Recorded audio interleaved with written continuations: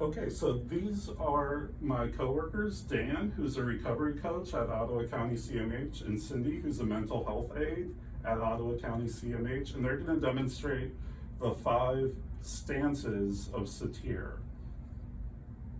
The first 4 stances of Satir are what she would call maladaptive stances or incongruent stances, which means people aren't able to express how they feel on the inside because they put up these defenses on the outside.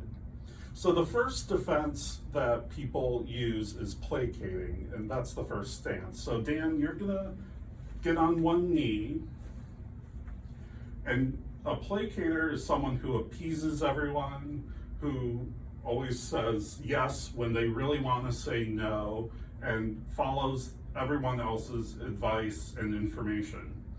And there's different ways in a relationship that Cindy can react to Dan when Dan is placating.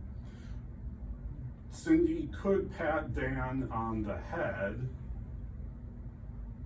and treat Dan like he's a child and say how good he is and how he is nothing without her.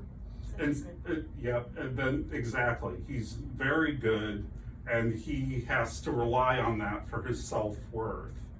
And Dan can also look worshipful to Cindy because he feels empty inside, and he doesn't feel not only enriched, but he feels like his entire self-worth is for her existence.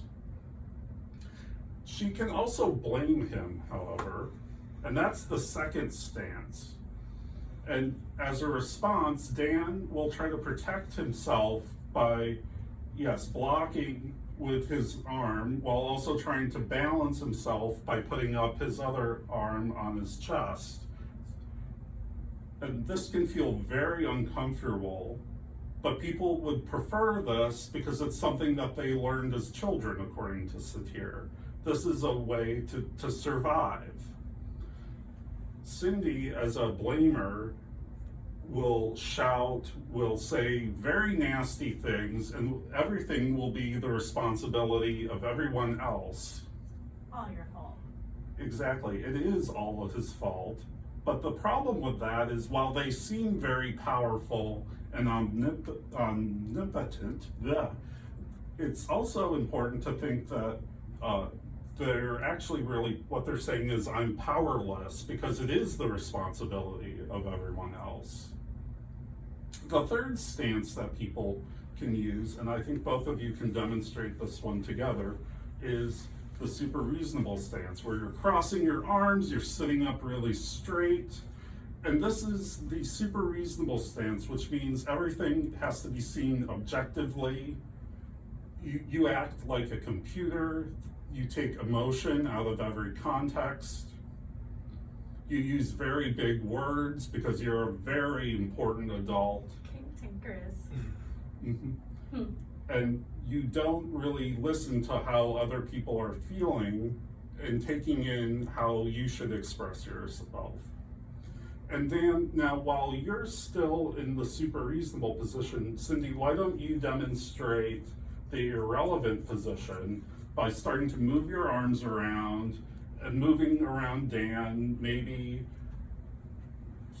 showing that you have no boundaries. These are people that will make jokes, that will constantly change the subject.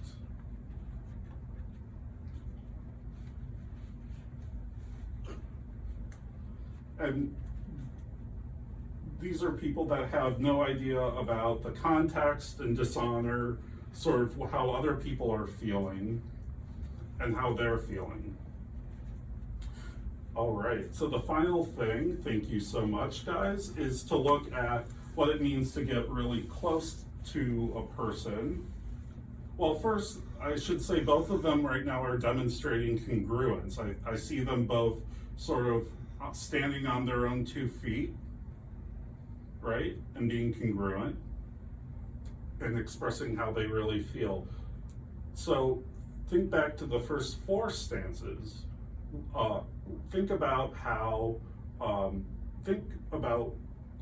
one of those stances and sort of take that place of one. So try to get real close to each other, real close. How does that feel to try to get really close? Can't. You can't. And it, Moving too much. you're moving too much, it feels uncomfortable. So when we talk about in therapy, when people say, oh, I tried to get close to that person and it didn't work, what Satir would say is, well, you tried to get real close to that person, but since you didn't create the conditions of being congruent, of course it didn't work. So that's another thing to point out.